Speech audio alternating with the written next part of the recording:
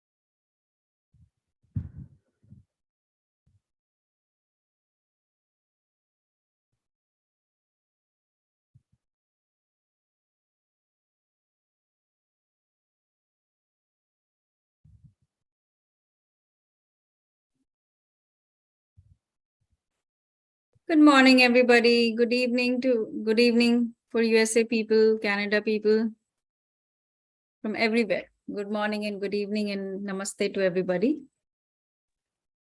Namaste. Namaste. Good evening. Good evening. Good evening. So I have already informed in the group as that today would be our last session. We have to cut down a day only because we misunderstood the timing between the USA timing and the India timing. I think Pradeep ji did tell us that he has to leave. He has a travel on 8th, but it's just the timing became off for us to understood. So I apologize for that. And soon we will have another session. I've already said soon, sir, so you have to plan soon now. Okay, so today let's do a quick recap and then we'll welcome sir. So yesterday he talked about fundamental nature of a soul. He said the nature of the soul is selfish. And usually we have taken the word selfish as negative. And it's a very beautiful way he has made this differentiation yesterday that, selfish, the word selfish is not negative. In reality, it is not negative. Now, every soul chooses to come on the earth for its own evolution. And he has given many examples about it, about a parent and a child, mother and a daughter, mother and a kid, and about in the couples, that how we all are here on the planet Earth for ourselves and not for other people, for our own evolution.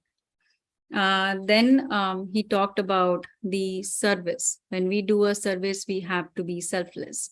So I like the way he said that, when we are doing a service, we have to know, or we have to understand that we are doing the service for our own joy. If we are happy, and that's why we are doing it. So if we understand that, if we understand that whatever we are doing, it's doing it for not that people are imposing on us. Just when we are doing it, it should be coming from our own heart, and it should give us happiness. So that very action becomes selfless. And then he said selflessness is born from selfishness. Then he talks about when a soul incarnates on planet Earth, what is the two things? For two things, what to learn and what to do. What to learn, when he said that every opportunity, every challenge in your life, and this is very important also, that every challenge in your life helps in learning process. Usually we don't take it many times coming on to the physical, coming on to the physical reality. We don't take that as a challenge. We have doubts, fear, guilt, and all those other emotions. But if we understand that every challenge that is happening with us is a learning process, what did we learn from it? Then he said every movement is an opportunity to learn, and every movement is an opportunity to serve. About what to do, he said, if we focus our life on what we can learn and what we do, if our focus is that, then we are living our purpose. This is a very important thing, because many people ask, what is, I don't know my purpose of life. And he gave us this litmus test, very beautifully, in a very simple way. He said, happiness and soul satisfaction is the litmus test. Any action you do that gives you soul satisfaction and joy, happiness, you are living the purpose of your life. So very simply he summed it up. I think this is what I have so far. Yeah, this is what I have so far in the recap. But sir is here. Thank you for joining, sir. I'm already going to miss you, I'm saying that. But thank you. I welcome you on the last day, day 6. Namaste, everyone. So let us begin the day with meditation. Drink some water. Remove our eyeglasses. Sit comfortably.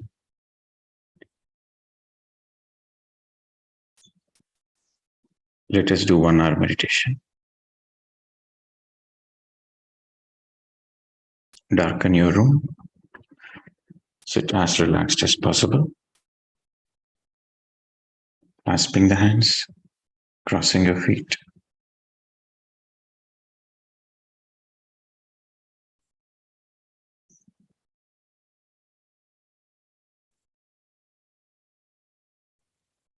And letting go of all your identities, attachments.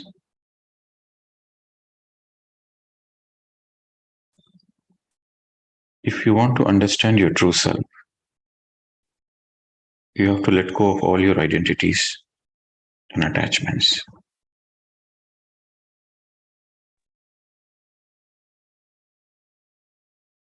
Your true self is beyond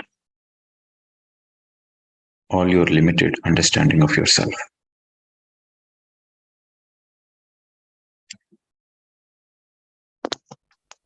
The more you are with your breath,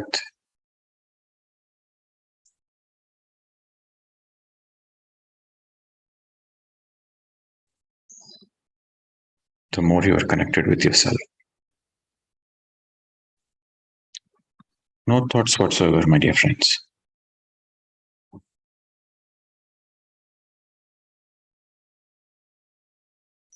The moment you notice any thought, simply come back to the breath again and again. Kindly be with your breath.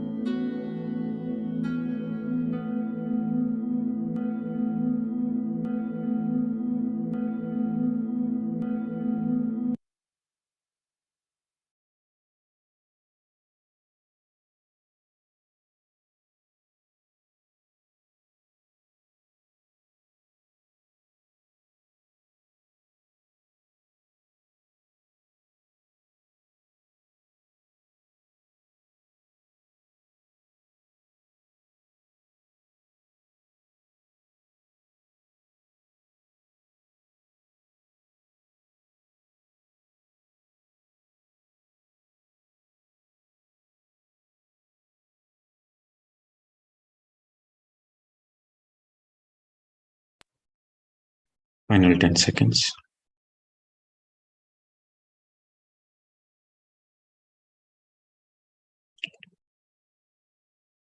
Gently place your hands on your eyes.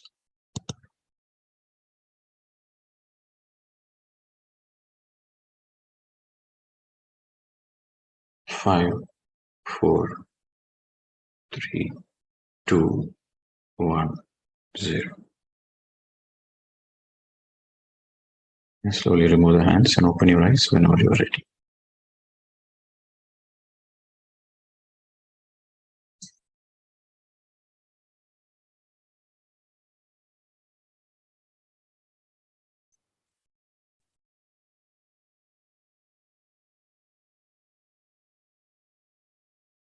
Drink some water. Stretch your body.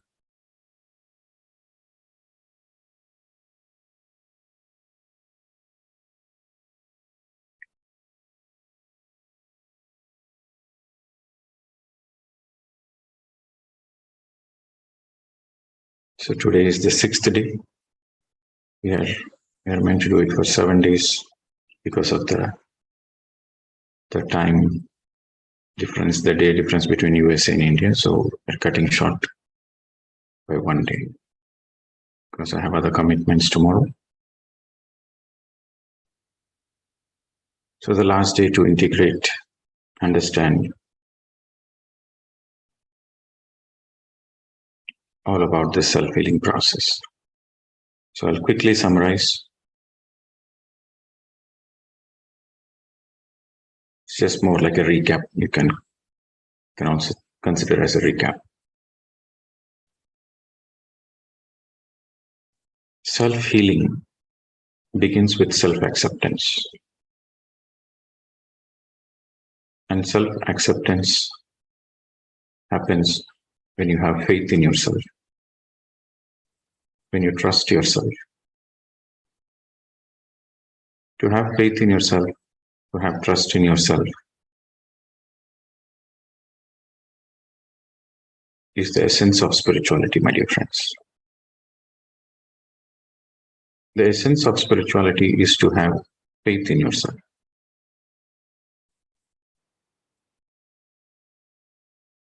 When you have faith in external,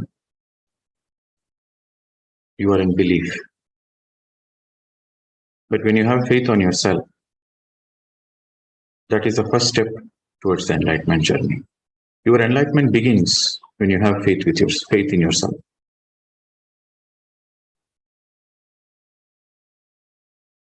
When you have faith in yourself, your enlightenment journey begins. With more and more and more and more practice, sadhana, tapas, sincerity, with sincerity and in seriousness, regular practice, you actually experience enlightenment, which is your grand understanding that you are pure consciousness, you are Atma. And everything here on the planet Earth is Maya. You practically understand, you experientially understand that there is no death for you. You are an eternal being. Only the soul is the truth. All the rest on the planet Earth is Maya. So when you understand that experientially, that is the actual enlightenment.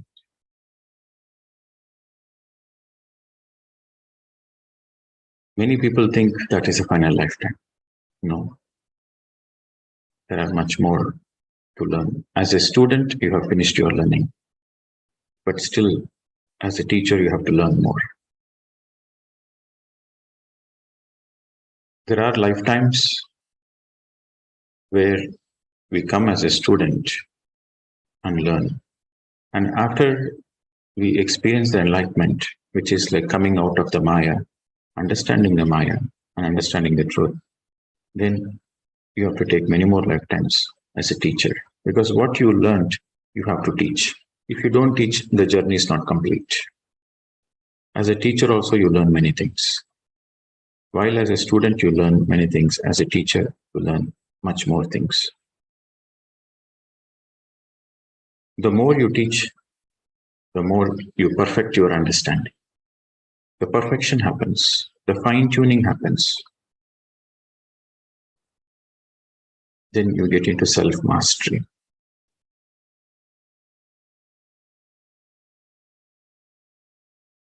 In the student stage, you are called a Arihant, where your focus is only on sadhana, where your focus is only on meditation, meditation, meditation. That stage is called Arihant. In the Arihant stage, you experience enlightenment. Then after that, the next incarnations, you are called a Bodhisattva. A Bodhisattva means you teach. You become a teacher. Whoever comes to you, you teach the truth. You teach your surroundings. You teach your neighbors. So Bodhisattva stage primarily means you sit in one place and whoever comes to you, you teach them. That is Bodhisattva. So you take few lifetimes as a Bodhisattva. And there is a lot of learning there also. And after that stage, the final lifetimes is a Buddhahood, where you explicitly make an attempt to go from village to village, town to town, city to city, state to state, country to country, and you teach meditation. In the Bodhisattva stage, you teach to the people who come to you. In the Buddha stage, you go out and you teach to the whole of the planet Earth. You make an attempt to teach the whole of the planet Earth. That is a Buddha stage. So that is the final lifetime. While there is a lot of learning in the Arihant stage and Bodhisattva stage, Buddhahood is more of you being an inspiration. In the Buddhahood, there is more friendship. Because most of your learnings are already complete. And in the Buddhahood, your focus is not on learning, but your focus is on friendship. Through the friendships, you impact millions of people. This is called the Maitreya consciousness, the Maitreya Buddha. Maitreya means a friend.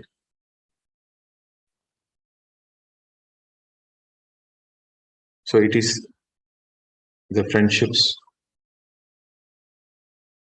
and the oneness you radiate in that final lifetimes. So until then, we take birth again and again and again.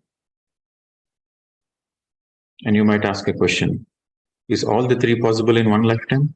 Yes, it is possible. It depends on your sincerity, seriousness, and your will, your free will.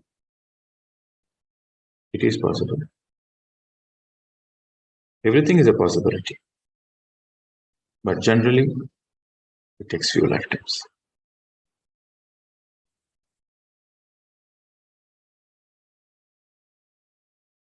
It may not be possible 1,000 years ago, but now in this new age,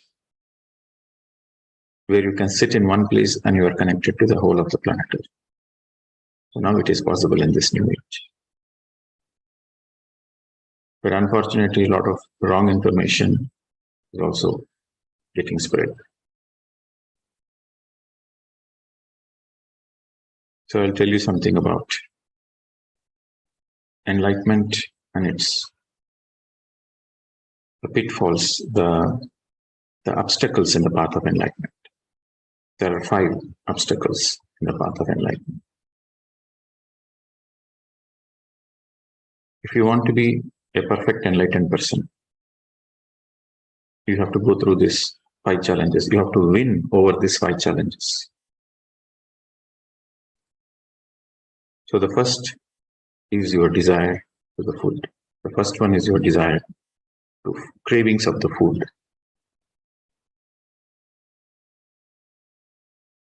You have to win over all your cravings. The second is your desire for possessions, property, wealth, money.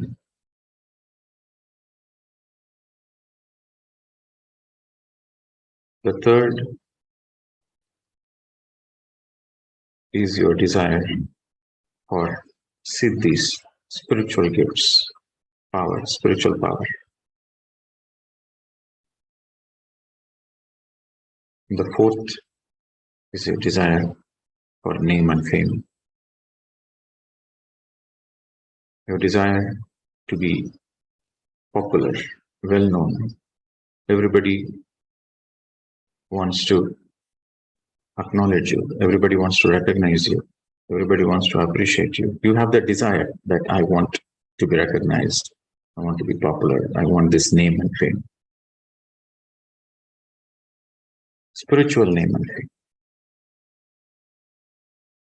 And the fifth is your attraction to the opposite sex. You falling into the trap of lust and attraction to the opposite sex. So these are the 5 traps one has to win over if you want enlightenment. You see that these 5 desires, these are desires. And these 5 desires, they come through the sense organs. These desires are the desires of the external.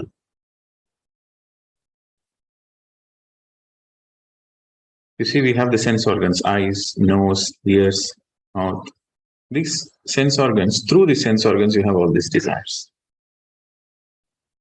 All the external desires are through your sense organs. You have to understand that. Your desires, external desires, are through your sense organs. But the soul also has an internal desire. That internal desire is the longing for self-realization, is the longing for enlightenment. It is because of that desire the soul incarnates. This desire is there all the time with the soul, from the first lifetime to the last lifetime. It is because of this desire the soul incarnates in the first place. The desire for enlightenment, the desire for the realization of the self, the desire for the understanding of the grandioseness of the self, the realization of the true human potential. So that is our true desire. That is our real desire. While you have that desire on one side, while you have the desire to know the self on one side, you have these 5 desires which compete for your attention. So while these 5 desires are from the external, this desire of self-realization is from the internal. So you have these 2 competing for your soul's attention. And unless you win over these 5 desires, your soul cannot focus on this.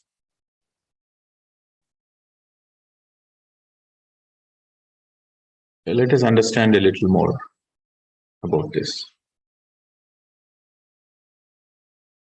First is the desire of the food.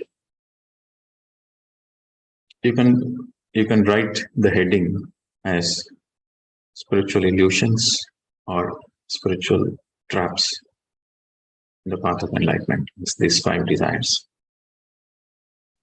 The first one is the food. While it is perfectly okay to enjoy the food, but if you're having cravings for the food, there is something wrong. I see sometimes, I do intense retreats I do self-realization retreats, self-mastery retreats, where people come for 10 to 15 days. They meditate 12 hours per day, and they practice 6 hours of mindfulness, and they are in complete silence. So I organize these kinds of retreats. I organized in many, many countries since 2017. Whatever I have experimented in my life, in the intense meditation journey, I have put together as a retreat so that people can experience the same what I have experienced. And in that regard, there is a body detox, physical detox also. That means they take only juices. All the days, only juices. And while people perfectly know they have enrolled for this retreat for the self-realization, but after they come here, they're closing their eyes and meditating. And they have all the visions of samosas, aloo parathas, pizzas, all the food cravings comes. So now, while you have a desire to get enlightened and you're sitting in meditation, this food cravings comes to you.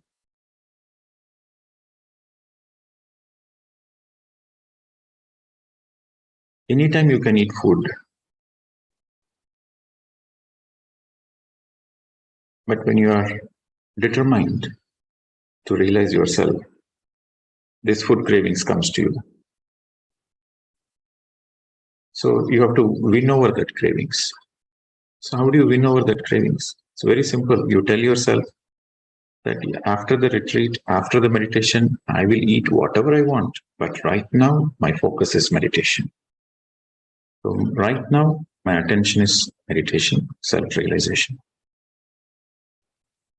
So you need a lot of self-discipline.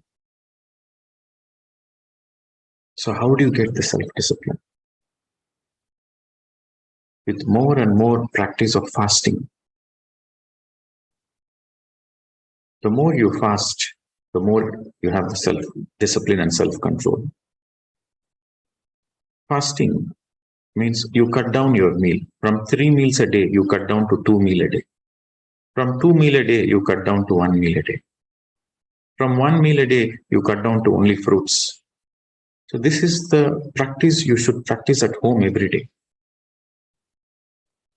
Out of 7 days in a week, 1 day you should be on only juices. Any given 1 day, it's your choice. 1 day you be only on juices. That helps you to detox the body. And also that gives you a lot of self-control.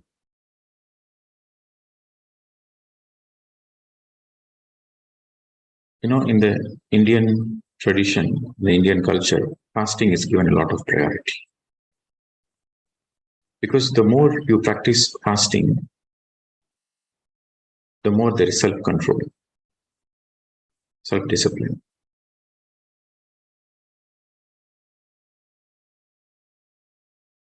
So fasting is a very good practice for self-control.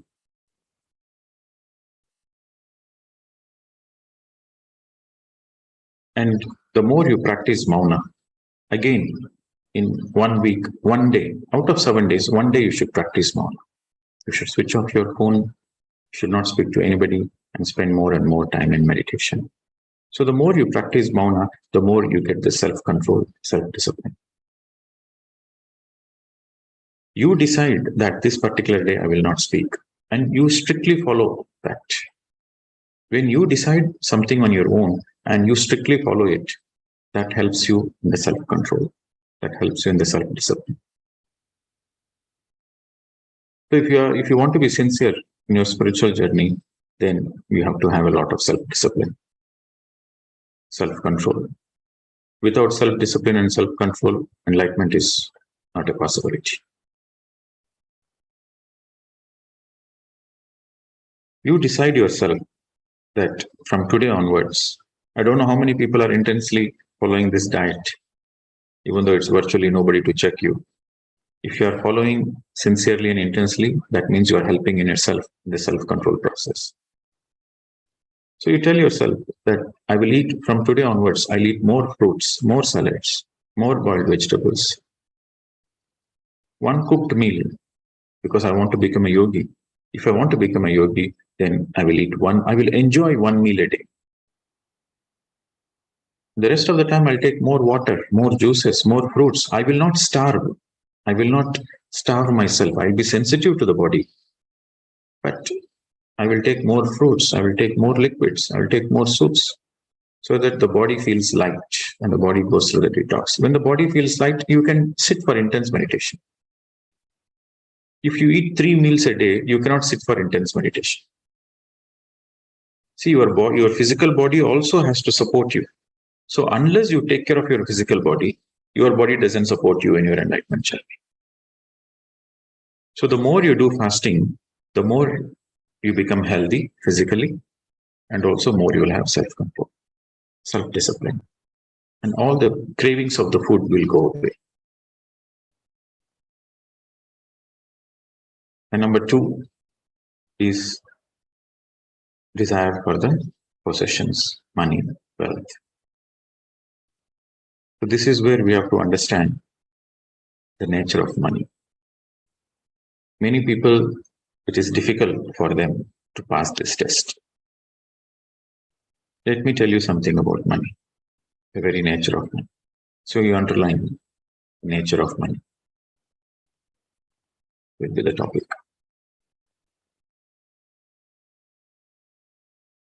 An enlightened poet spoke about the nature of money in this sentence.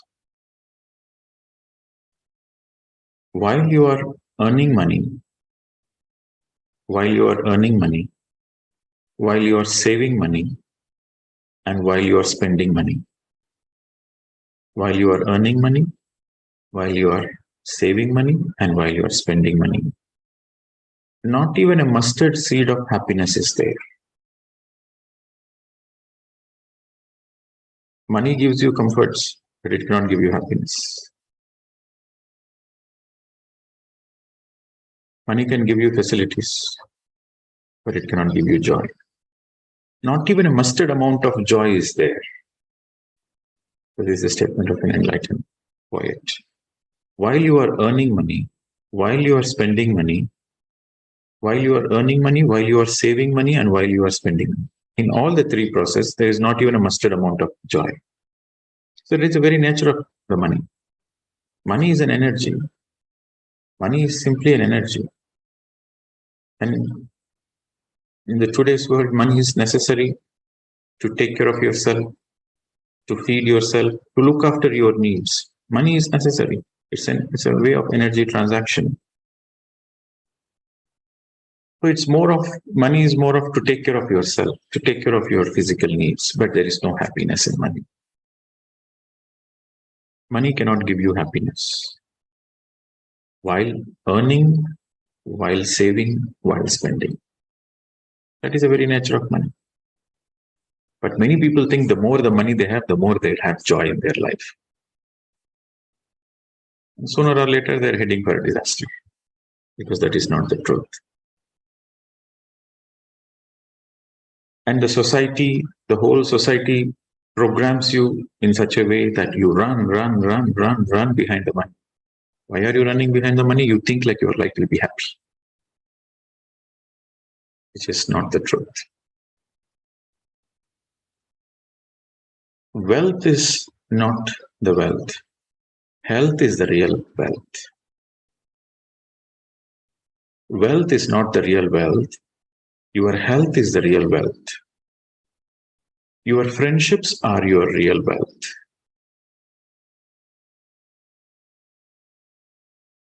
Your friendships are your real wealth. Your health is your real wealth. Wealth is not the real wealth.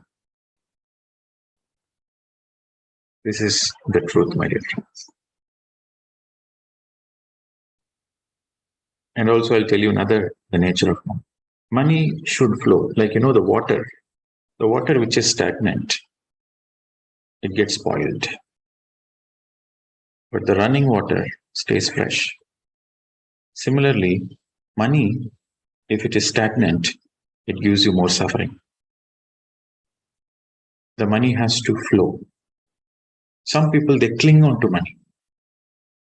So they suffer because of their own clinging on to money. Money is an energy which has to circulate. The more the money is circulating, the more it is called green money. Okay. Now I'm going to tell you something about green money. So this is from the author Linda Goodman. And if you read the star signs, you'll understand this. So there she gave a green money formula. What is the green money formula?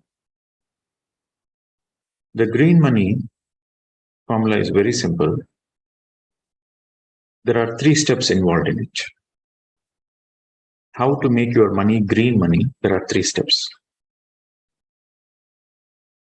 The first step is you have to do the labor of love. Any work you do to earn money, you should enjoy that work. That is called labor of love. So in other words, whatever you feel like doing, whatever the work which gives you joy, you should do only that work to earn the money. That is called the labor of love. Many people, they do the jobs which they don't like only for the sake of money.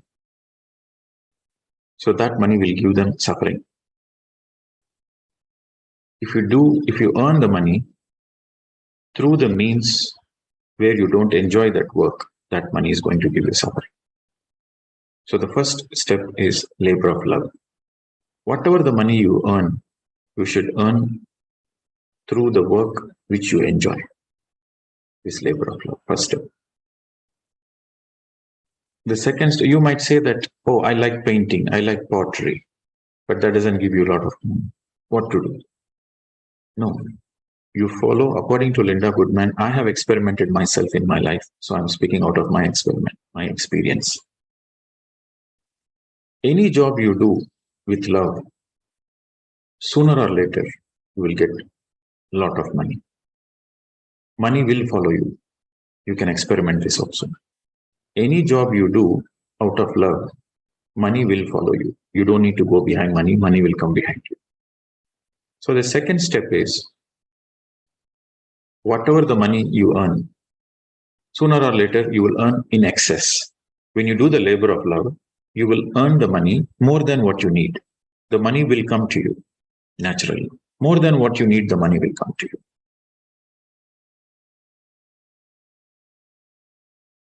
So after fulfilling all your needs, not your greeds, after all your needs, after you spend all the bills you spend for your bills, your food, your accommodation, you take care of your children, you take care of your parents, whatever is needed to be taken care, after you finish all your expenditure, then whatever is the amount saved.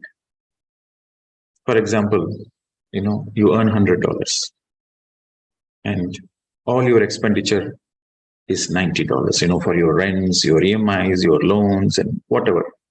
After all your needs are taken care, it's $90. So $10 you save. So in that $10, you save 50% for yourself for a rainy day, and the 50% you have to give it away. So that is the second step.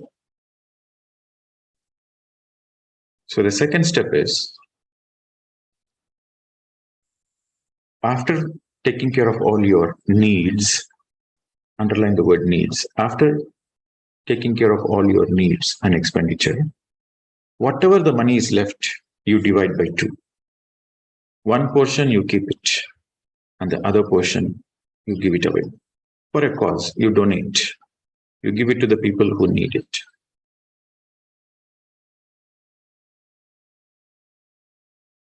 Then comes the third step. Whatever the money you give, out of the 2 portions, one portion you save it for yourself, and the other portion you give it away. So whatever the money you give, it will come back to you multiple folds in the most unexpected ways back to your life. Multiple folds you will receive back.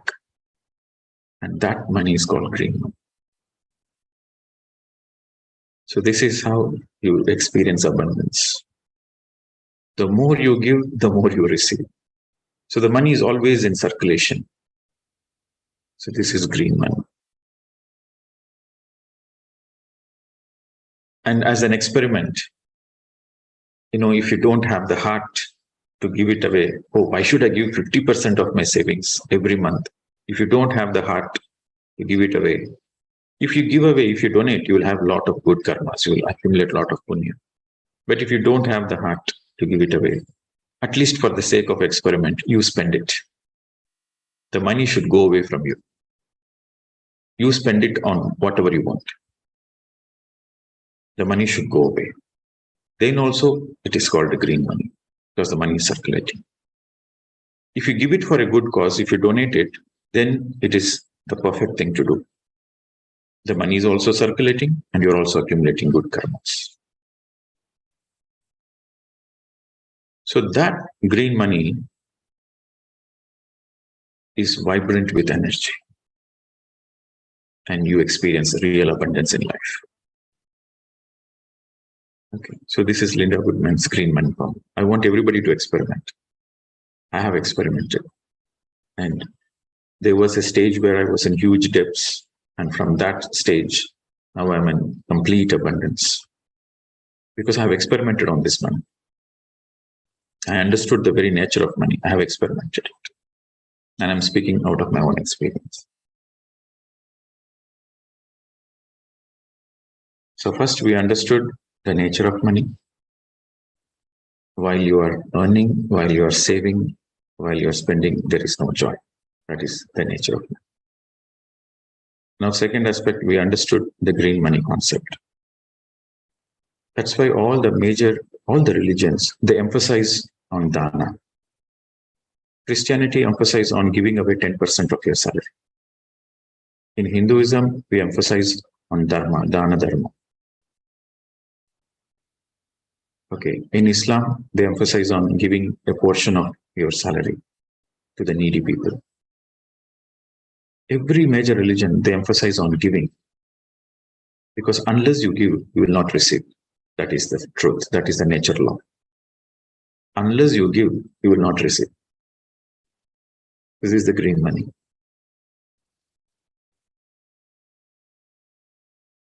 Now I'll tell you another aspect of money. Money,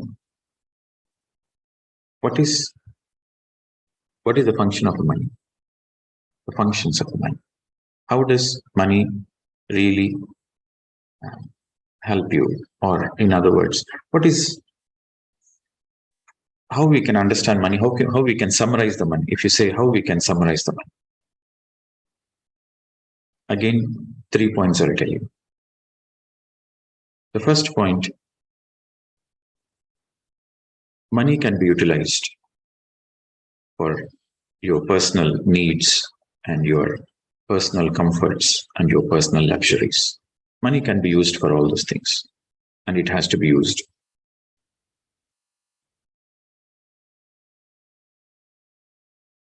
You buy your clothes, you buy your food, you build your house, you buy your car. Everything you do is to make your life more comfortable. So money is used for your own comforts and to experience luxury.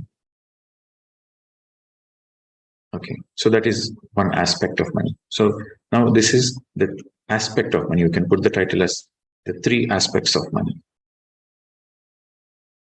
The 3 aspects of money. The first aspect is you can use it for your personal comforts, luxuries, enjoyment. You can go for a resort with the money and you can enjoy all the materialistic comforts. For enjoyment and entertainment, you can use the money.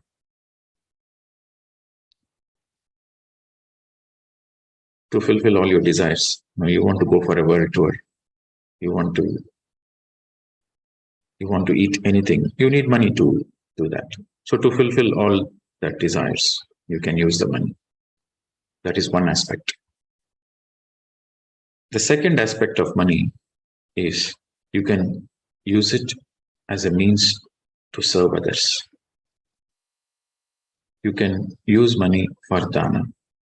You can use money for charity. when you vacate the body, you cannot take a single penny with you.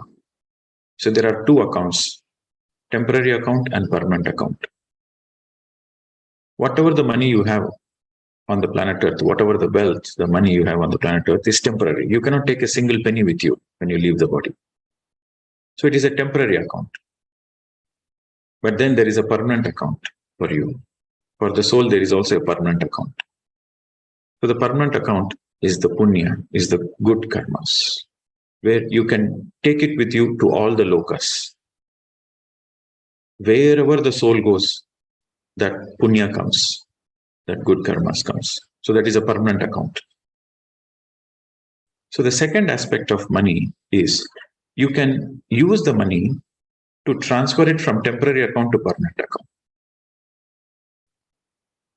You can use money for charity. You can use money for a lot of good karmas so that the temporary account balance shifts to the permanent account. So that is the second aspect of money. The third aspect of money is very important. If you are not using the money properly in the first aspect or the second aspect, the same money will become a curse to you. That very money will become a curse. That is the third aspect of money. If you're not using the money for yourself, or you're not spending the money for others' welfare, then the same money will become a curse to you.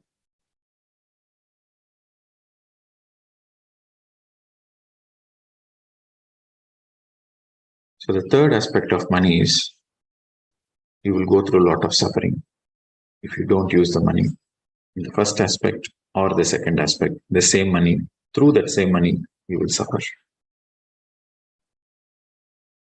Because of that same money, you will suffer.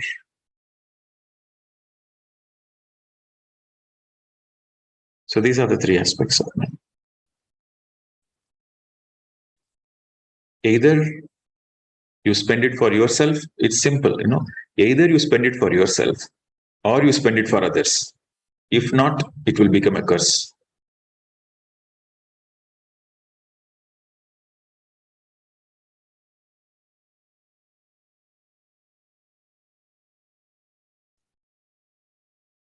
If you are born in a wealthy family, or you have a lot of riches coming in your way, you have to understand that is coming.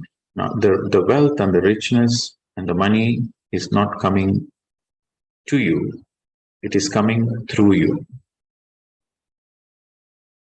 So that money is not only for you, but it is coming through you for others. But if you think it is coming only to you and you keep accumulating because of the lack of understanding of money, then the greed comes in. You become greedy. When you become greedy, you start accumulating. And because of that greed, the suffering happens. This is what Gautama Buddha said. Suffering is because of Trishna, which is greed. And the greed is because of ignorance, the lack of spiritual education.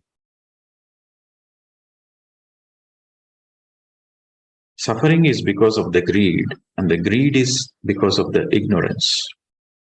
Ignorance is because of the lack of spiritual education. Okay. So I want all of you to experiment on the money. Whatever you need, you keep it. And whatever is in excess, you share it.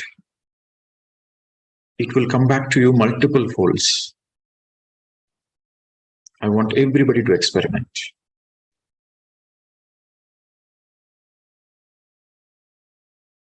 The more you give, the more you receive.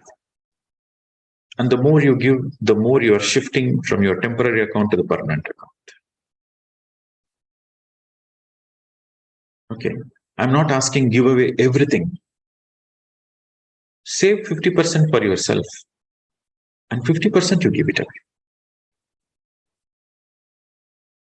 Save 50% for a rainy day, but 50% you give it away. It is like this, imagine bank. We put the money in a bank. Right? Why we save money? We save money in a bank. Why we save it? So that when we need, we can get it back. We can use it. You will get it only what you have deposited.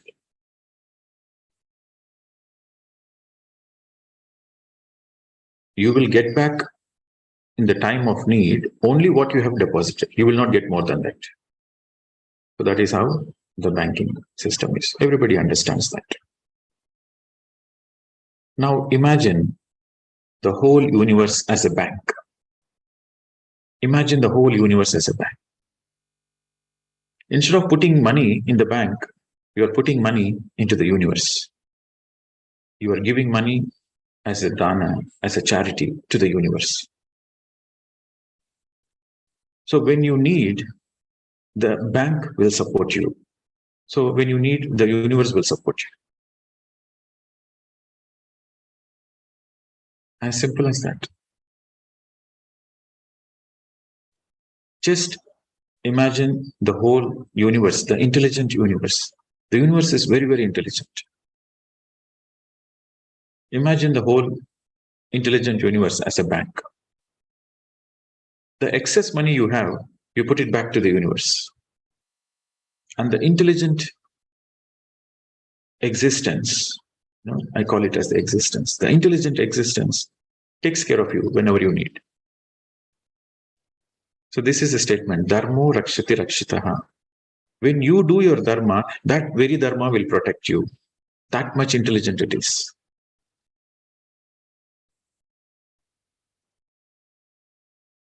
People look for safety, protection. You believe in the intelligent universe. You believe in the intelligent existence. You take care of it. You do your part. And that intelligent system, the creation, will take care of you. And the creation will only take care of you when you do your dharma. It is like if you don't deposit money in the bank, you can never withdraw money. Because there is no savings. If there is no savings, you cannot withdraw anything. Similarly, the more you do charity, the more you underline, the more you do charity, the more you do good karmas, the more you become eligible to receive abundance from the universe.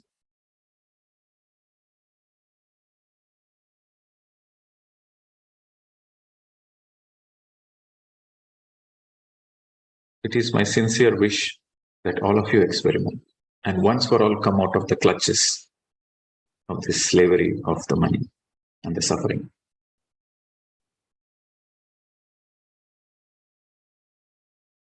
Now we discussed about the food aspect. We discussed about the aspect of money. Now let us go to the third aspect. Spiritual siddhis. Gifts. Siddhi means gift, spiritual gift. So now I'm going back to our topic of the 5 traps of enlightenment. So now we are entering the third one. Siddhis, spiritual gifts. Every person in the path of enlightenment will get siddhis. Every person. The more you meditate, the more you have a lot of energy. The more you have energy, the more you have the capacity to manifest whatever you want. The more you have the capacity to see the metaphysical things. You have a lot of powers, spiritual powers. So this comes naturally to everybody. And invariably, everybody will misuse it. Invariably, everybody will misuse it. For example, if you have an ability to see the aura, or you have an ability to see what is going to happen in the next moment, or you have the ability to communicate with the star beings, or you have the ability to heal somebody. Even from a distance, you can heal somebody. So you have all those abilities. That is nothing but spiritual gifts. It's all siddhis. And these siddhis are very tempting. So the more you have powers, the more you feel tempted to use that powers. While your intentions are good, sometimes the intentions are good, that I want to heal the other person. Yes, he's suffering, he's suffering from headache, he's suffering from chronic illness. I have this gift, I can heal him. So it's very tempting. The intentions are good, but you don't understand the bigger picture. You don't understand that he's going through that illness to learn his own lessons, to repay back his own karmic debts. So you don't understand the bigger picture and you use your siddhis to help him. You are actually interfering in his soul growth. You are interfering in his learning process. So every person invariably misuses their siddhis and they have to pay back. They have to pay back the karmas. So they take many more lifetimes to learn, to understand that these very siddhis are a trap. These very siddhis are an obstacle towards the enlightenment journey. And when they realize it consciously, that, oh my God, these spiritual siddhis are very much a trap, they consciously let go. They say, I don't want siddhis. When they consciously let go, then the buddhi comes. Once you let go of the siddhi, then the buddhi comes. Buddhi means wisdom. So then you come out of the third trap. In this spiritual journey, you will see, everybody has to read the book, Living with the Himalayan Masters by Swami Rama. If you read the book, Living with the Himalayan Masters by Swami Rama, he explains beautifully in his journey, his autobiography, that where his guru sends him to many, many masters.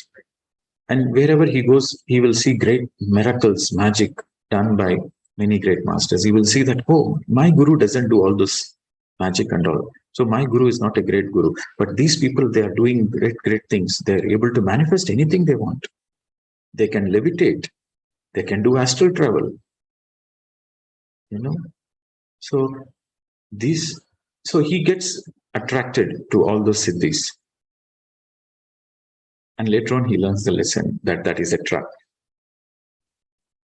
So in the meditation, Anapanasati, the more you do Anapanasati, the more you are helping yourself not to fall into the trap of the siddhis. It is unfortunate that in the name of meditation, there is so much of misguidance happening. Kundalini meditation, chakra meditation, astral surgeries, healing techniques, manifestation techniques, manipulation of the breath. When you manipulate breath, you will get a lot of siddhis, but you have to pay the consequences. There is a lot of manifestation techniques, but when you use the manifestation techniques, of course, yes, you will manifest whatever you want, but you have to pay the price. You have to pay the consequences. That is a trap. So every siddhi is a trap, my dear friends. The more simple you are, the more spiritual you are. If these siddhis will make you feel special, the more you have siddhis, the more you feel special. I'm a special, I can do this. Others cannot do, I can do, so I feel special. So this feeling of special is nothing but a spiritual ego. Anytime you feel special, you are stuck in the spiritual ego. And your enlightenment journey is at stake. The truth is, nobody is special, or everybody is special. God created everybody equal. God don't have favorites. And the moment you feel special, you are stuck in the spiritual ego. So all these siddhis make you feel special.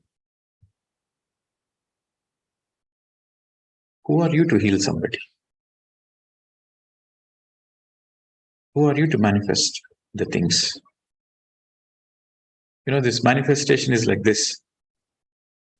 Manifestation, it is the very simple understanding of manifestation in a nutshell is your lower self is guiding the higher self what to do. It's normally the higher self which should guide you. But when you're doing manifestation, your lower self is telling the higher self, hey, I want this, I want that. You better give it. So the lower self is dictating to the higher self. Can you see how much stupidity it is? Before you are born,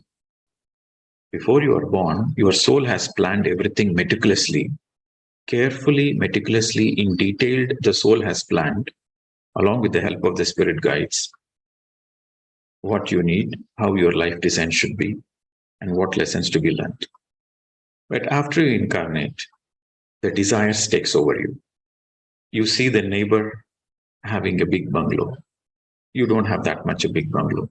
You see your friend buying a brand new car. Or you see your other competitor is expanding in its business in a faster pace. So you want to compete with him. You want to overtake him. So you manifest that your company should be very profitable. You manifest that you want a house. You manifest that you want a family, these, that, blah, blah, any kind of manifestation. You have to pay the consequences. What you deserve, you get it. The higher self always takes care of you. God gives you what you deserve. But if you demand without understanding why you have designed your life in such a way,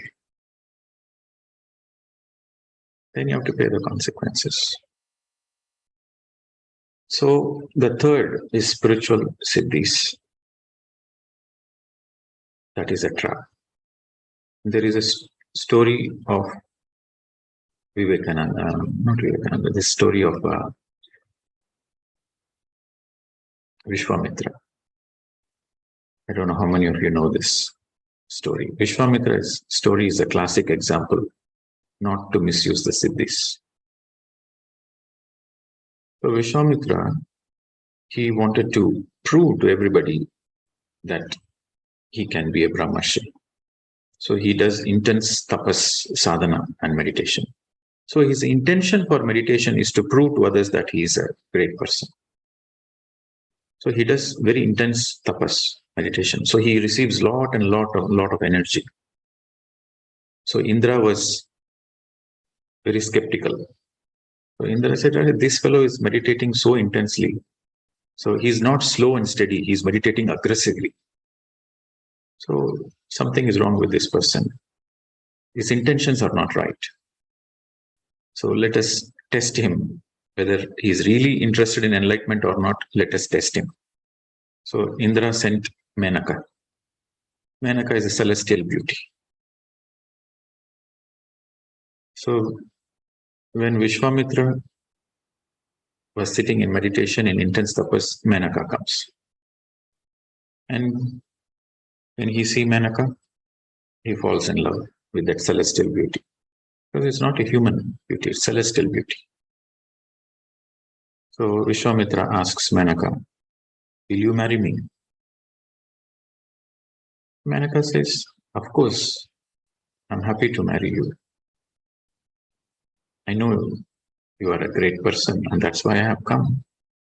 I can marry you. But will you be able to take care of my needs? Because you are a yogi and you are meditating all the time. Will you be able to take care of the needs, family needs? Vishwamitra said, yes, of course. Then Menaka says,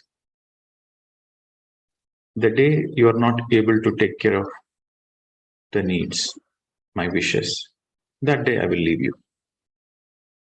So she said, I just need fruits, flowers, vegetables to run the family. Whatever basic needs I need to run the family, only this much I need. Vishwamitra said, that is very simple to me. I can take you to other dimensions also. I have so much gift. Whatever you want, I will give it to you.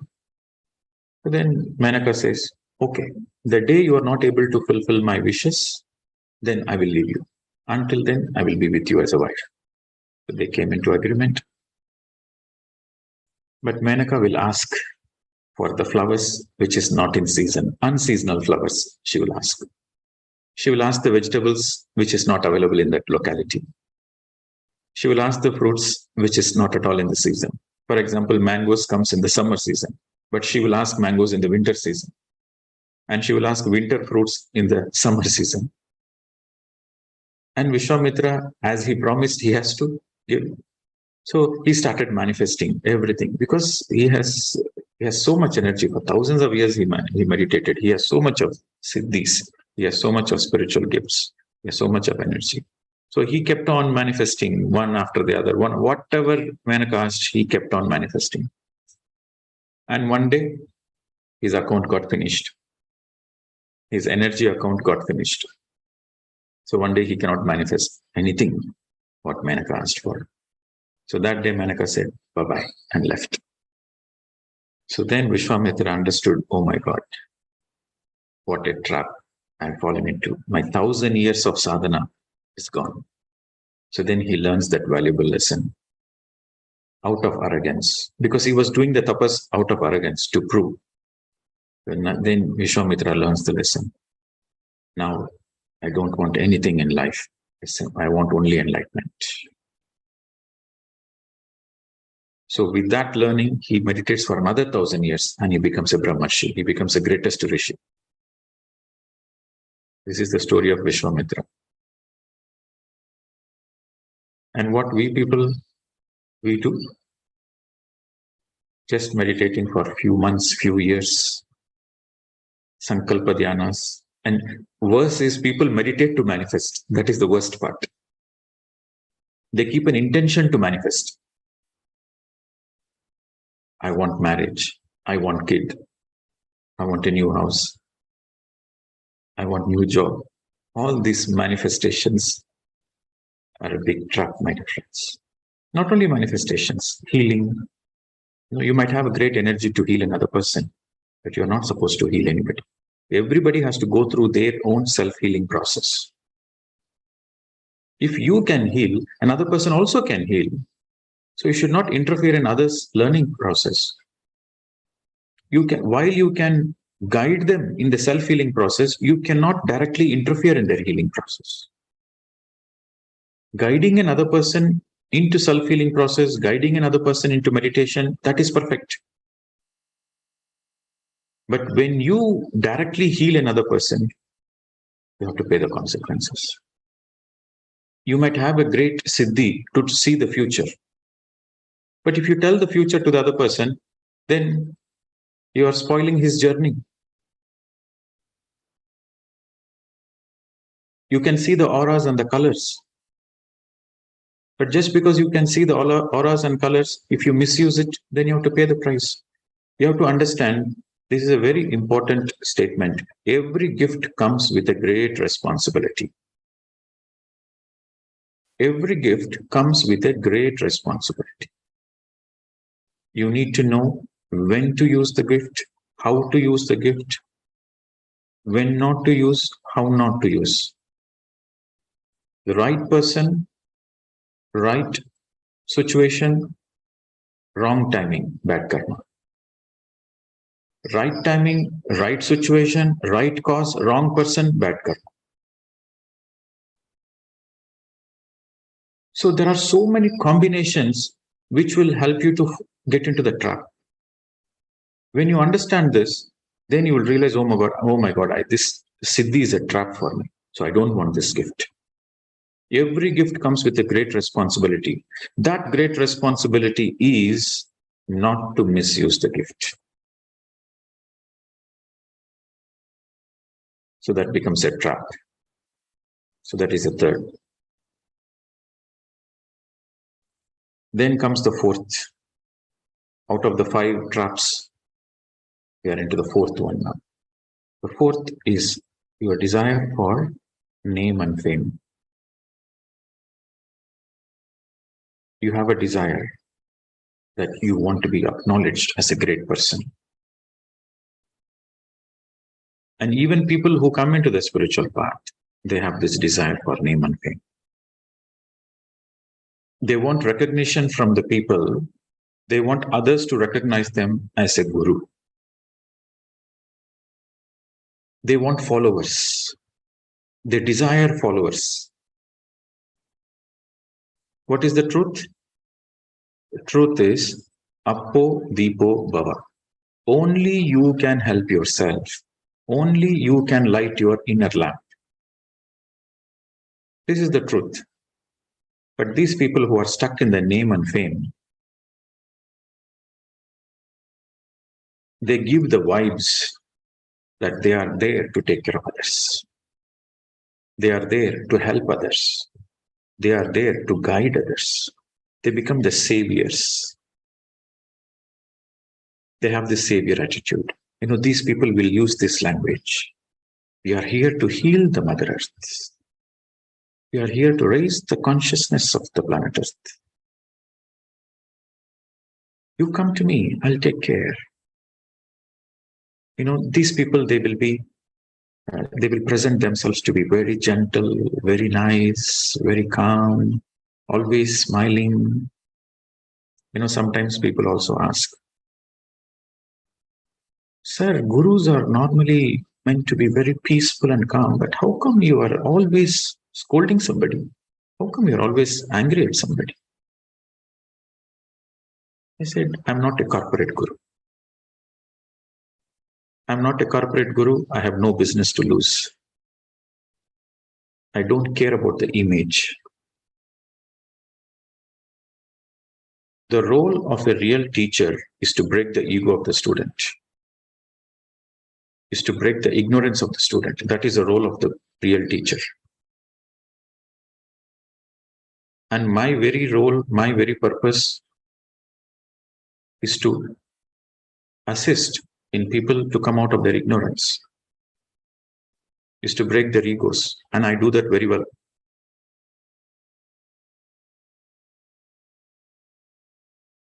I'm not for name and fame. I don't care what others think about me. I'm least bothered about my name and fame and getting popular, because I'm not looking for that. So the fourth trap is name and fame. You might see in this online thing, after this, during this lockdown, the Zoom has become popular. And everybody has started coming into the Zoom. And everybody has become overnight masters, celebrities, spiritual celebrities. Everybody's looking for some space, some recognition. In fact, during the lockdown, the online platform has become like if you give a garland to a monkey, what will the monkey do? If you give a garland to the monkey, what will the monkey do? So like that, people have started, doing with the spirituality. They started speaking every kind of nonsense to get the name and fame. And some people, they come into the online, they want numbers. They want to make sure that their videos are having millions of views, thousands of likes. Their focus is on how many likes are there, how many people are watching, how many people the content is reaching. So their main focus is marketing. If your main focus is marketing, then you are stuck in the name and fame game, my dear friends. So that is the fourth trap.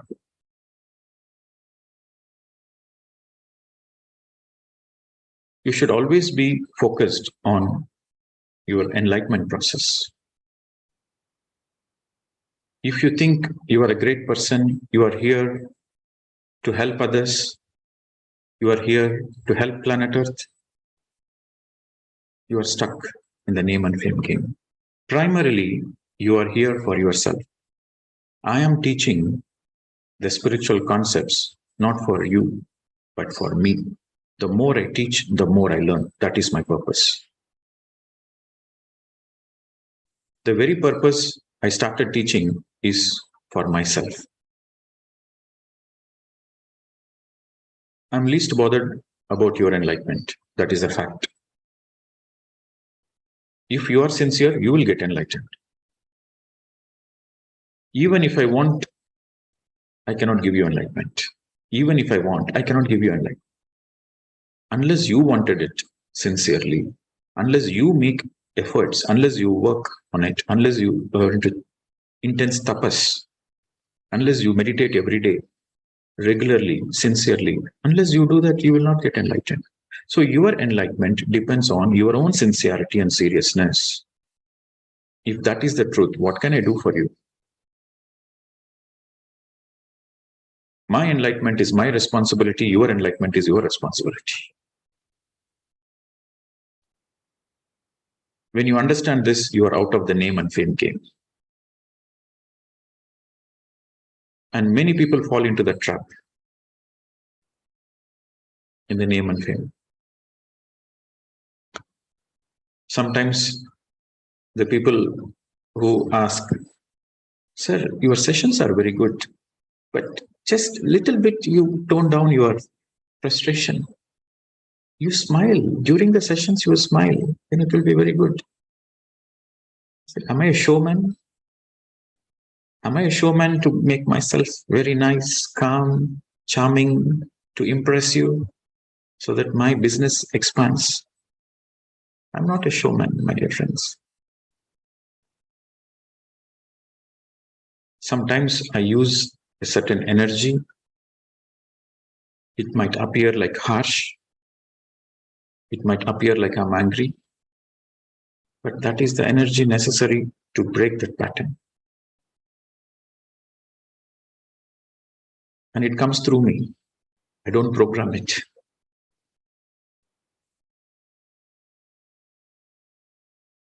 So you have to understand that primarily anything and everything you do is for yourself.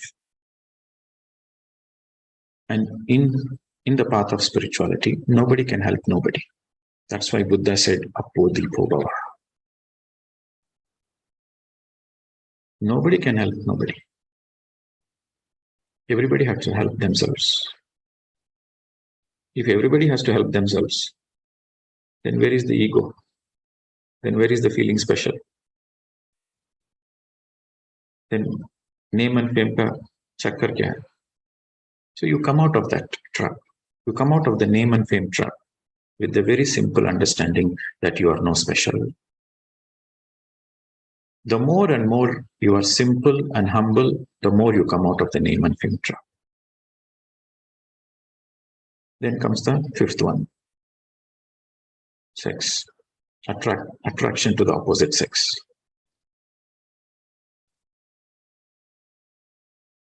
While it is perfectly okay to be in a sexual relationship, to enjoy the sexual relationship, it is perfectly okay.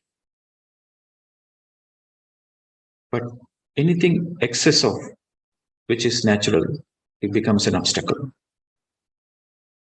If you overdo it, it will hurt you. It will burn you. Middle path, golden middle path.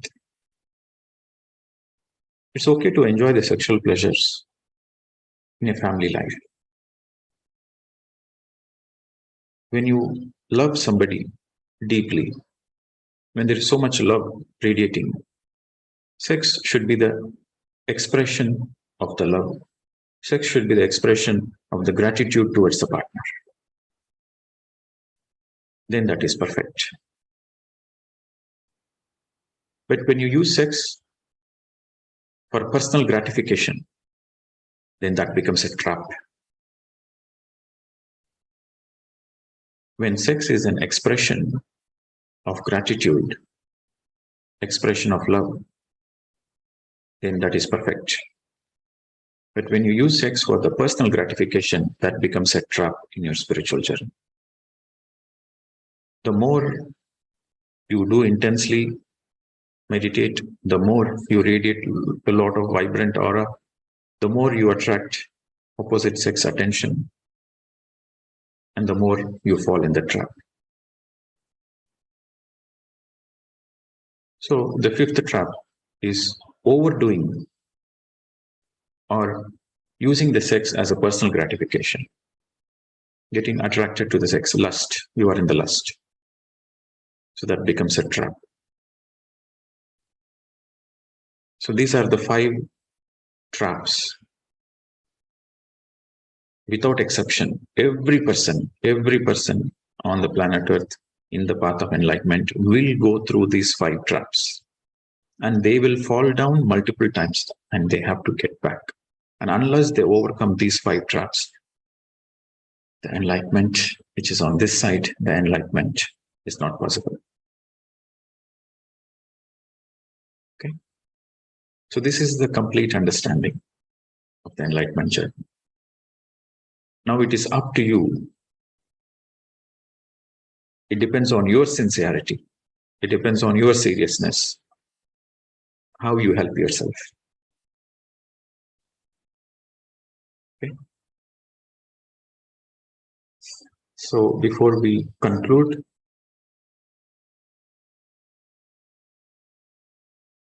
I would like to hear a few words from the organizer, or anybody would like to comment, share, give a feedback. You're welcome.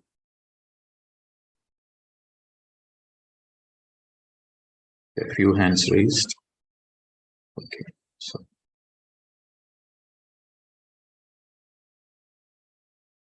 we'll take Shalal.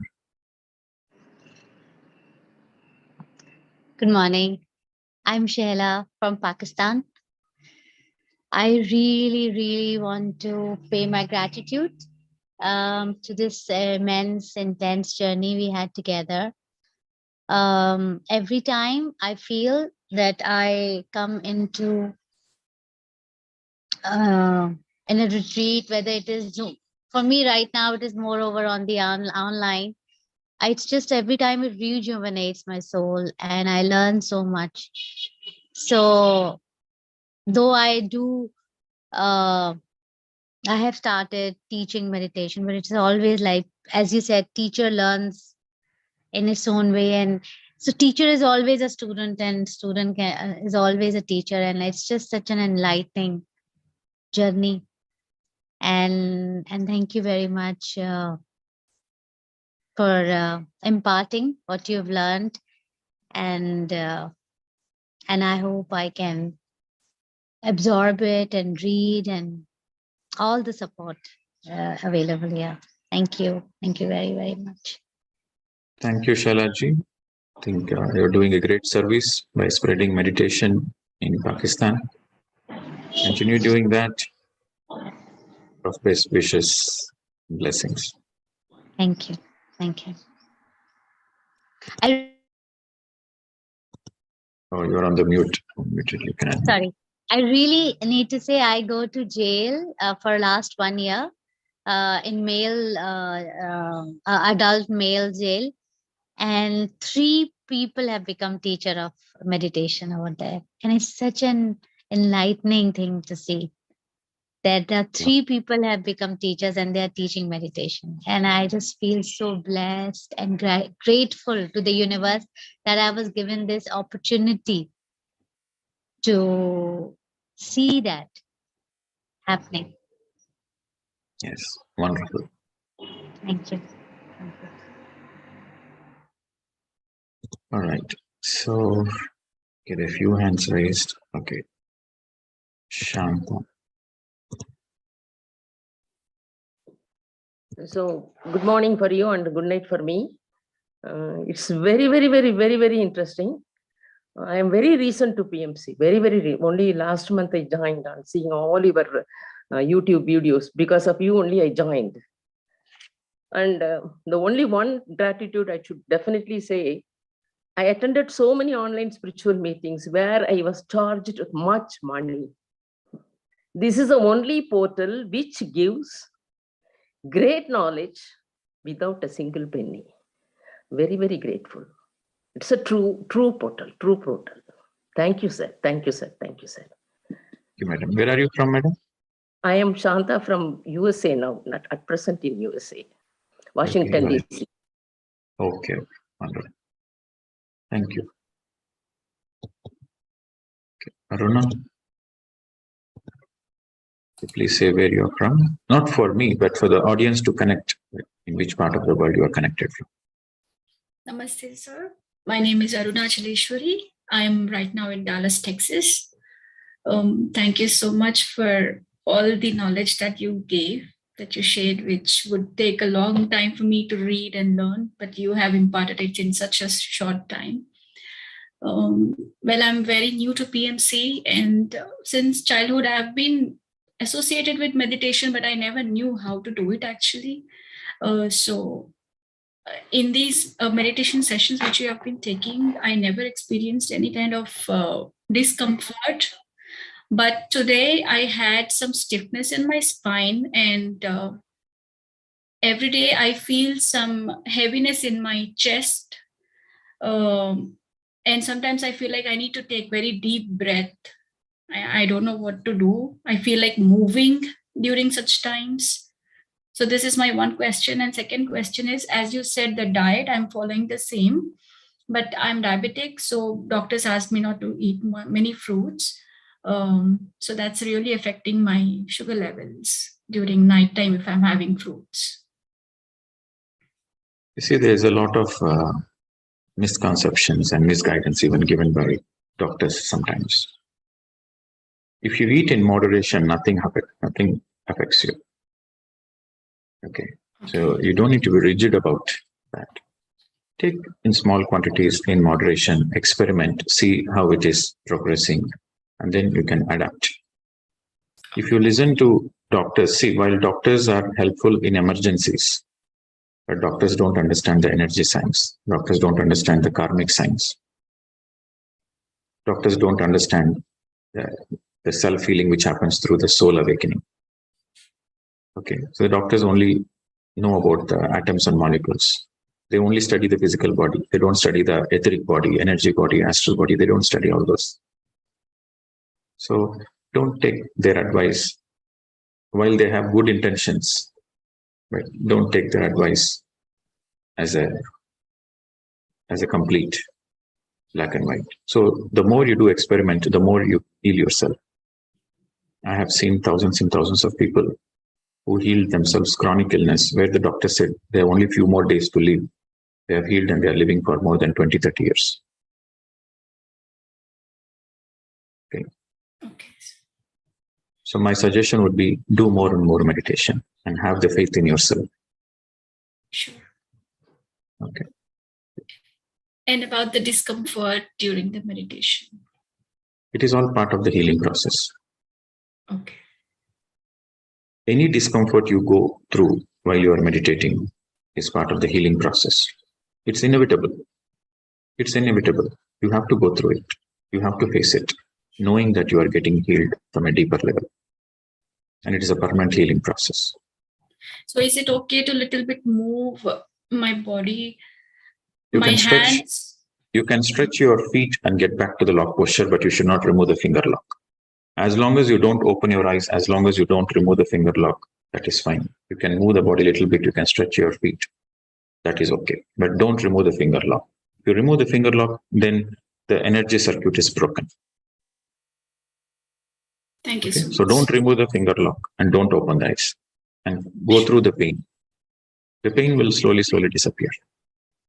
Thank you. Yes, ma'am.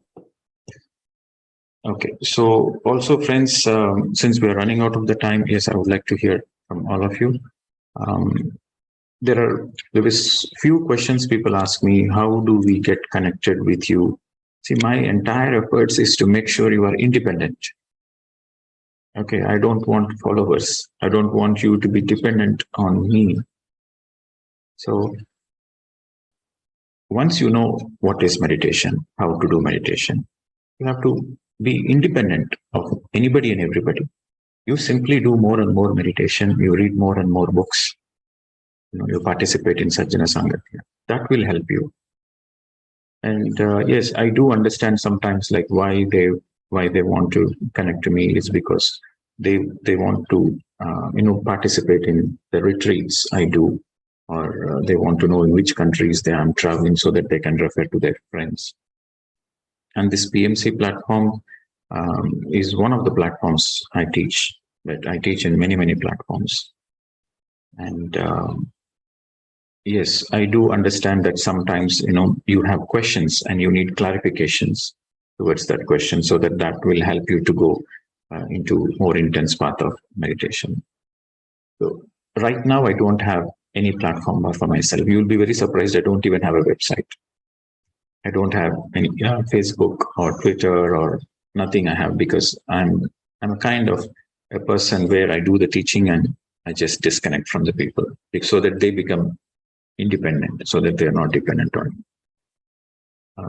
But I'm getting more and more requests, at least to have, a page, a blog, or a WhatsApp group where they can at least ask some real questions, sincere questions.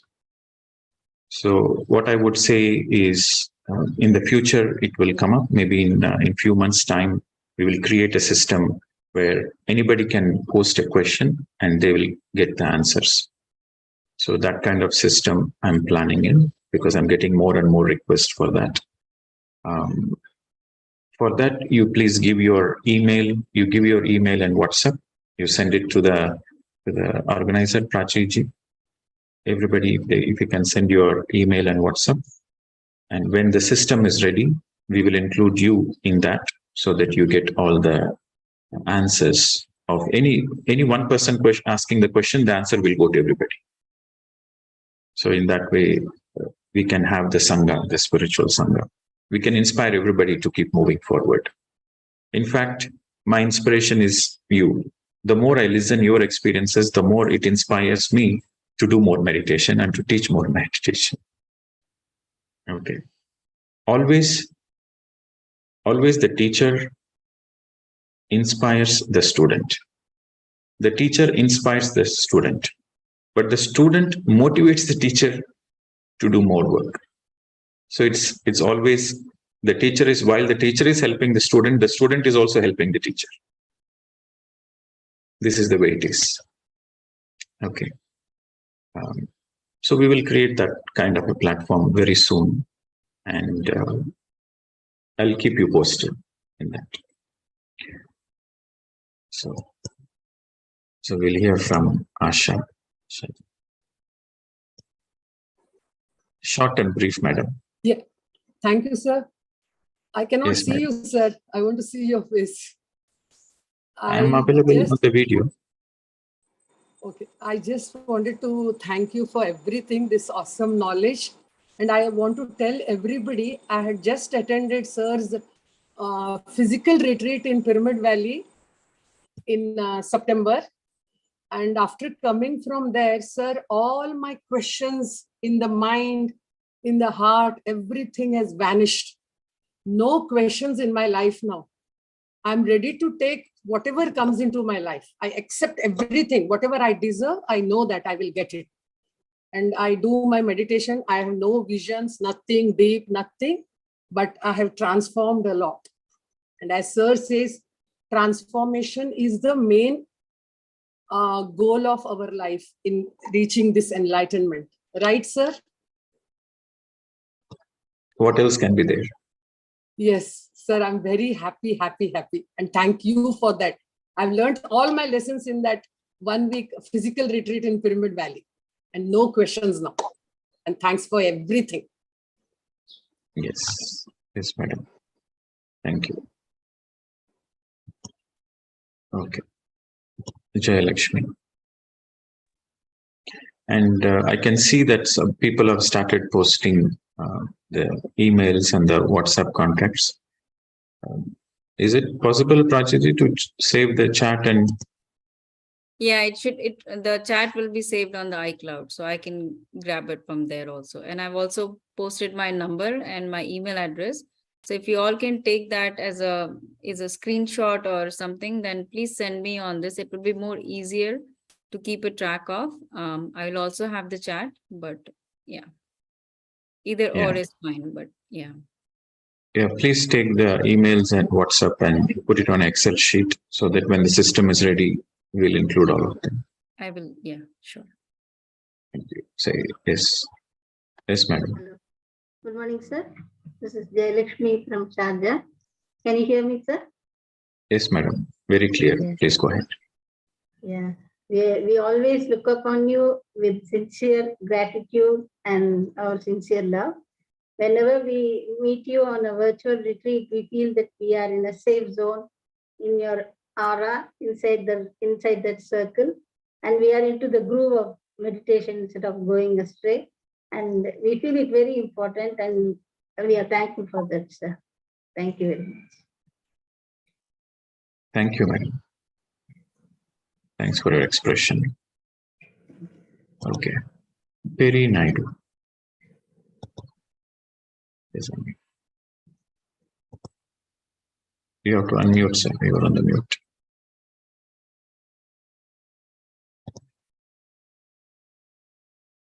You have an option to unmute. Okay. Peri Naidu, Edmonton. I like a lot of us, are just blown away by your presentation today. It has touched us very, very deeply. It certainly has for me. I have taught meditation for many years, but this has really shown me a depth of understanding I've never experienced before. Having said that, right at the first level, the first trap, I've got a quick question. You said we could go on to juices. My understanding is that we have a lot of sugar content if it's just plain juice. Could you please explain whether we should go to the extra step and look at smoothies or something like that to maintain the health level? Essentially, that's what I have to ask. And again, thank you very much. We really appreciate your presentation and your knowledge transmitted to us. When it comes to taking juices, I said on one day per week, you be on juices. So no added sugar, just the fresh fruit. And whatever is the natural sugar, which is coming in the fruit naturally, so that is very good for you. And that sugar is not harmful. It is actually helpful. Nature never harms us. So the fruits from the nature definitely heals us and not harm us. Anything in excessive is, of course, is wrong. So one day per week, if you're on juices, that will definitely help you. And even if you are on fruits the whole week, the whole year, the whole lifetime, it will not harm you. I have experimented myself. And there are many yogis in Himalayas, they only live on fruits because there's no there's no cooking facilities, there's no vegetables, there's nothing. They just eat some fruits and they live for hundreds of years healthily. There are many fruitarians, they heal themselves. They have very chronic illness and they heal themselves only through eating fruits. And I have experimented myself, and even in my retreat, I give them only honey lime water. We say honey has so much sugar, but they take 6 to 8 glasses of honey lime juice every day for 15 days. And you won't believe, there was one participant, there are many participants, I can share many miraculous stories, medical miracles, but I'll tell you one participant story. So he's a diabetic and he takes insulin, a very high level of diabetes. Okay. So he takes insulin and he came from UK and he's a little bit concerned that, you are giving honey and lime juice, that too throughout the day, honey lime, every alternate hour, 1 hour honey lime juice, another hour water. So like this 6 to 8 glasses of honey lime juice and for 15 days. So that means they are consuming per day, they are almost consuming like 400 grams of honey. 250 to 400 grams of honey they are consuming every day. So he said, I'm a little bit scared because I'm a diabetic person. If I eat this much honey, I might collapse. Then I asked him, do you have faith in yourself? He said, yes, that's why I came for the retreat. Then I asked him, do you have faith in this intense meditations? He said, yes, I have faith. Then why don't you do this experiment? You take this honey lime juice for 1 day.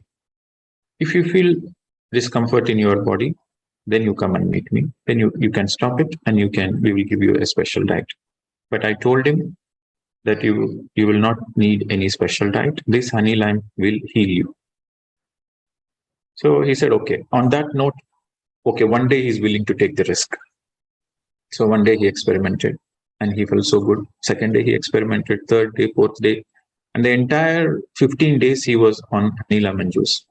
And the interesting thing is, he stopped taking insulin. As an experiment, he wanted to see what this meditation retreat can give me. So he stopped taking insulin. And on the last 15th day, he came to me and he said, what a great surprise and magic. He said he stopped taking insulin and there is nothing physically he's going through any discomfort. And then he went to do the test, the blood sample test. And then his sugar levels were normal. And he was like, how can the diabetes reverse in 15 days? It became normal. And by taking honey lime juice.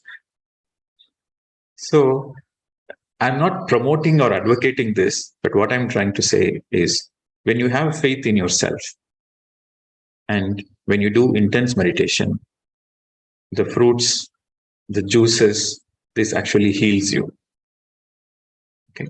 So the doctors, they more focus on the proteins, the calories, the sugar levels and the minerals. You just imagine 100 years ago, did anybody bother about the calories and the sugar levels? We have to understand that this is, our ancestors, they just ate whatever they wanted. They ate with full joy. And they were more healthier. But this generation, since last 50 years, since the pharmacy has taken over the main stage, so more and more manipulation have started happening. People started focusing more on calories and sugars and carbohydrates and these and that. And the more they focus on that, the more they are falling ill and sick. And it is the statistics around the world. The government is spending more and more and more money for medical bills. So you have to see that it is a game played by the powerful people who are in authority. So you have to be aware of that. And just a simple understanding. Nature is always best. Simple understanding. Nature is always the best. Nature always heals. So you take the juices and the fruits of the nature, you are helping yourself. Not to be concerned, sir. That's my point. Okay. Did I answer your question? You are on mute. I hope I answered your question. Yes, thank you very much. You've answered my question, and I think it clarifies a lot of things that I did when I was teaching nutrition as well, in terms of yogic diet. Thank you very much, and we all appreciate the tremendous depth of knowledge you imparted to us. Thank you, sir. Okay, so we'll take Valsara Nair. So we'll quickly wrap up. Final words. Sir. Yes, madam. Good morning, sir. Thank you so much. Tons and tons of thanks and gratitude for all the sessions. Every word you utter is a pearl of wisdom. And I have already attended your self-transformation 1 and 2, and this also, it has brought in a lot of positive changes in me. So thank you so much. Thanks a lot. So you are from Kerala, madam? Yes, I am from Kerala. Thank you so Thank much. you. And just in case if I am Any not any so feedback? close. Any feedback? You retired as a principal or something, right? Yes, sir. Yes. I remember you. I remember you from the previous retreats. Yes, I met you in Pyramid Valley for the program when I had come. You came with the crystal and 3 days meditation in Tamil with the Okay. Panchabhutas. So that time we had yes. Okay. All A right. lot of changes. So the next time you see me, you might have to come to Bali because I'm relocating and Anywhere. I'm shifting my base. I'm relocating to Bali. I'm shifting my base to Bali. So the future programs, the future Retreats I want retreats to will attend. be. I want to attend your retreat. Like it happened in September, I never knew. Otherwise, I would have come. I didn't know about that. So one. I think the signal is lost. All right. We lost your signal, madam. So okay, we'll take this. Navneet. Morning, sir. Yes, madam. Hello. Morning, sir. Yes. Good morning. Today I'm joining just because sir मुझे thanks बोलना था जो ये सारा clarity आया ma'am अभी Jaswinder Kaur ma'am आए थे 5 दिन का सेशन के लिए यहाँ पे मुंबई में सर तो हम लोगों ने सब जगह सेशंस लिए थे एंड सब न्यू कमर्स के लिए एक ही क्वेश्चन था सर कि इस ग्रुप में जाएं उस ग्रुप में जाएं क्या करें because they are new they don't know कि क्या करना है तो वो क्लैरिटी आया एंड प्लस जो आपने सर हमें दिया है आपकी वीडियो के थ्रू मैंने वो सब जगह स्प्रेड किया so thank you so much sir ये क्लैरिटी देने के लिए कि हमें सिर्फ आनापाना ही सती करनी है thank you so much sir I want to pay my You are from Mumbai. Yes sir Navi Mumbai sir Yes.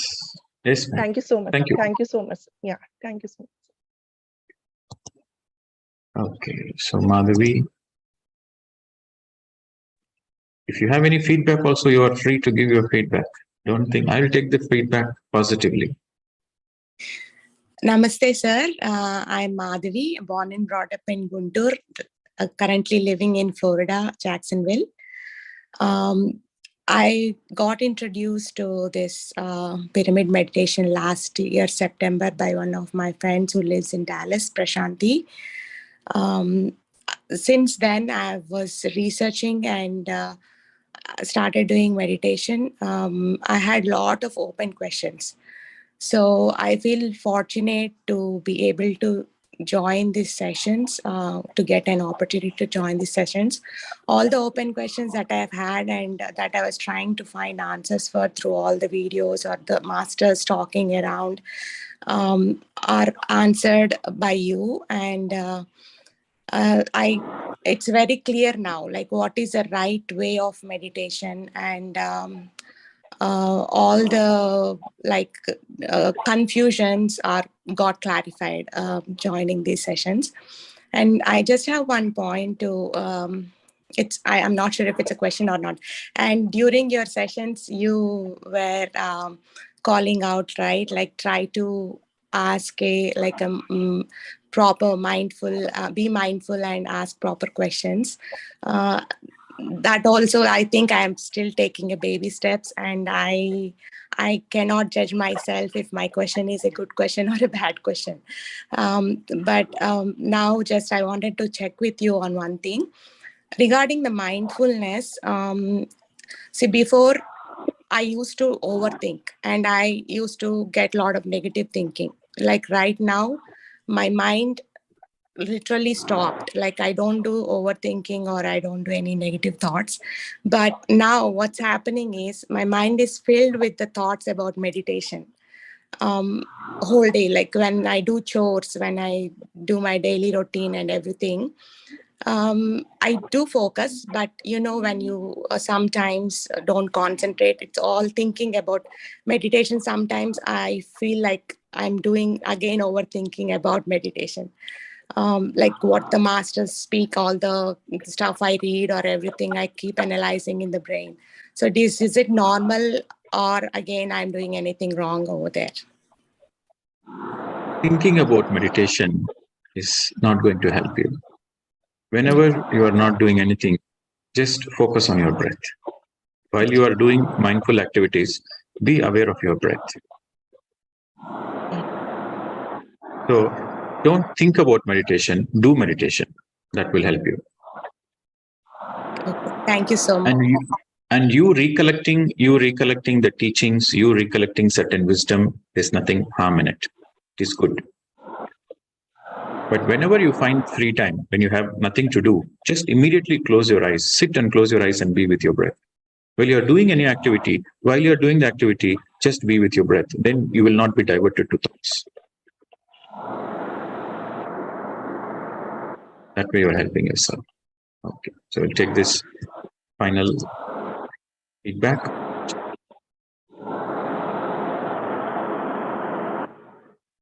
Chandrakala?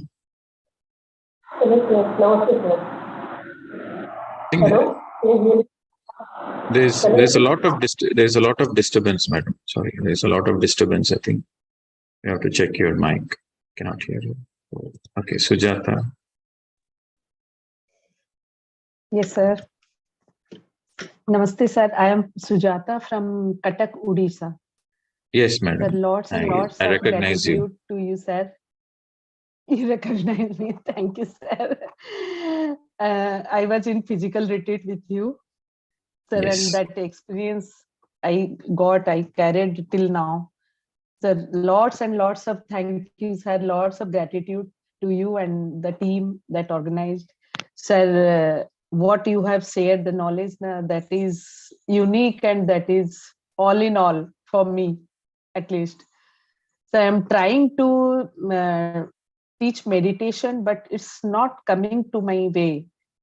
I went to schools to teach children, and the headmistress didn't said that I will call you, I'll call you. Sir, what to do more to? I want to teach meditation to children, slum area children. So what to do? What's the guidelines for me? Your intention to teach is sufficient. You will attract the right people. You'll attract the right frequency. Do your best and leave the rest. Your intentions matters. You make yourself available to teach. That's it.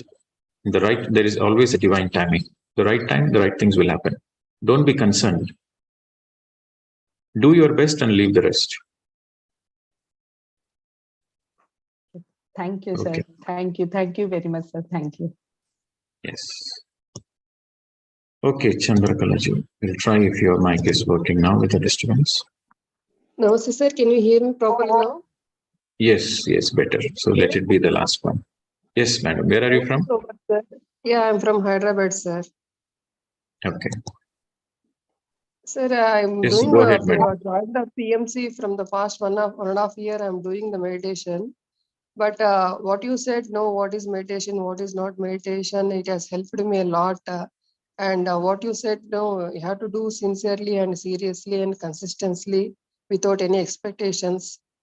That is given me all answers for me. Whatever I have doubts, no, it has cleared for me. Thank you so much, sir. And one thing is what I observed is when I'm doing the meditation, I'm thinking when I'm closing my eyes means something what and all my works and all that is planning is going when I close my eyes. Immediately again I'm cutting that one. I'm means focusing on breath. That's what I'm doing still now without any expectations. Is it way correct to do that, sir? Cutting the thoughts simply means your attention is back to the breath. Yes, sir. When I'm closing means my works and all planning and all something and all it is going. I have to do like this plan that I have to do in the workplace. That also like that. you have to cut. You have to cut all the negative thoughts, positive thoughts, miraculous thoughts, future planning, amazing planning coming in the process of meditation. Everything you tell yourself, right now I'm meditating. After the meditation, let the planning come. But in the meditation, I'll focus only on the breath. Okay. So you should not entertain any planning, any miraculous thoughts. Nothing should be entertained. Okay. Always your focus should be on the natural breath. Okay, so immediately you cut and come back to the breath. Okay. Thank you so much, sir. Yes. Thank you, madam. Okay, so Prachi, the final words, and you please conclude. Yes, sir. I don't think so. I have the final words. I believe this is just a beginning. A friendship with you. And I'm really, really grateful, for you to give us the time and this beautiful wisdom that you have given us. And I don't know what to say. To be very true, I'm filled with gratitude. Just this time was enough for all of us to know you, to know your journey, and learn from you. And I hope that we all follow very sincerely what we have learned. This is what I'm going to do, and this is what I have learned. Yeah, I mean, thank you so much. I was filled with the joy the first time when you called me and you said, let's do it on October 1st. I have said no to every other session that day. There was another master who said, let's do a session. And I said, no, we can't do it because of all the puja and everything that is coming up. And then suddenly you called and you said, let's do it on October 1st. I don't know what happened, and we agreed to it. And, so many people has across the whole, the globally have joined this session. I guess this was one of the universe that has set this right timing for us to come together. So really, really grateful to you, to everybody who is here, because if you all wouldn't be here, the session wouldn't have been amazing. So thank you, everybody joining every day for the time, and, be ready to listen to the wisdom, being on time, everybody. So thank you to everybody also, and thank you to sir.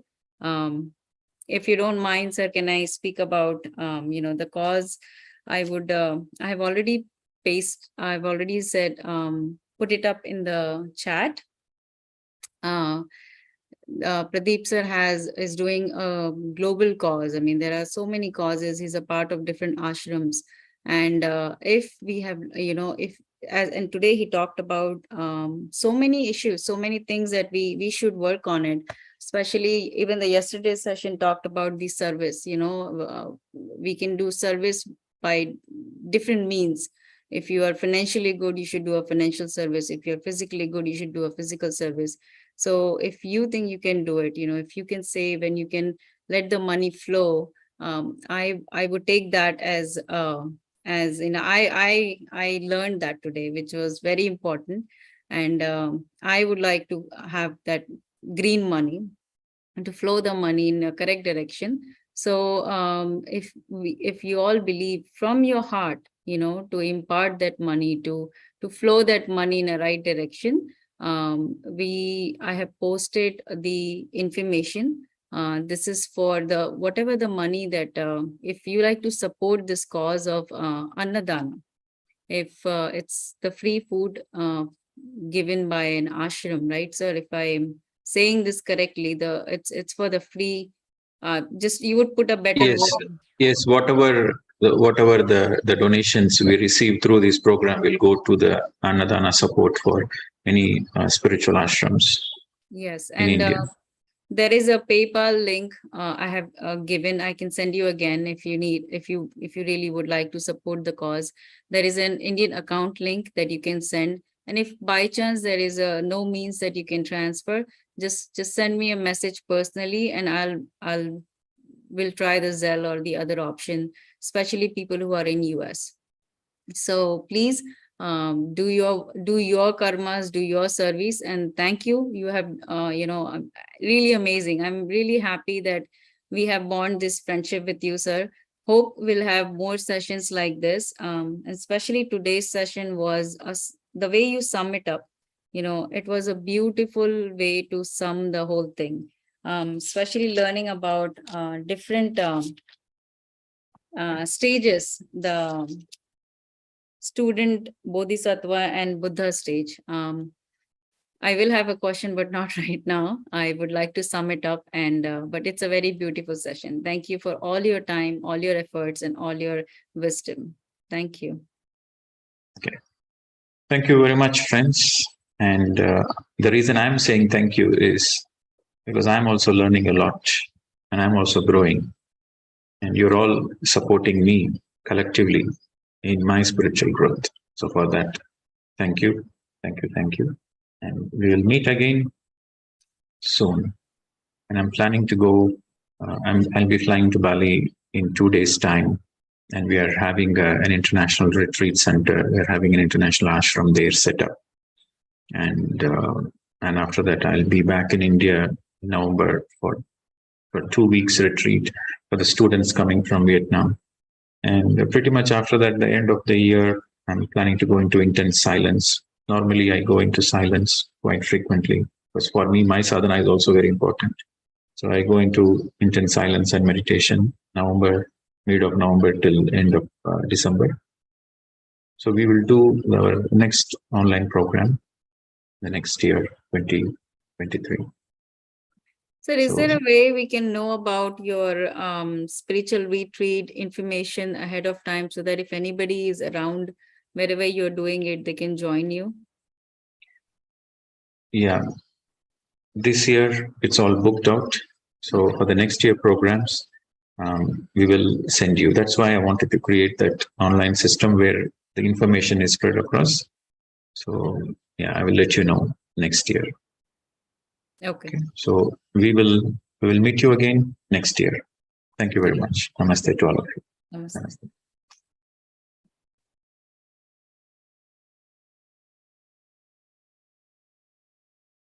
Thank you, everybody. Really appreciate you being here. Thank you. Yes, I can unmute. You can unmute yourself today and feel free to unmute yourself. If you have a question, anything, if you want me to post again about anything, please let me know. I have all the numbers and I will try my best to put you in the, especially for the emails, we collect all the emails. I've taken the screenshot of all the pages here. And if I missed you by any chance and any of your friends have joined, please, connect with it and let me know, please. Please remind me that that person has not been added. So yeah. Thank you. Thank you, everybody. Have a good night.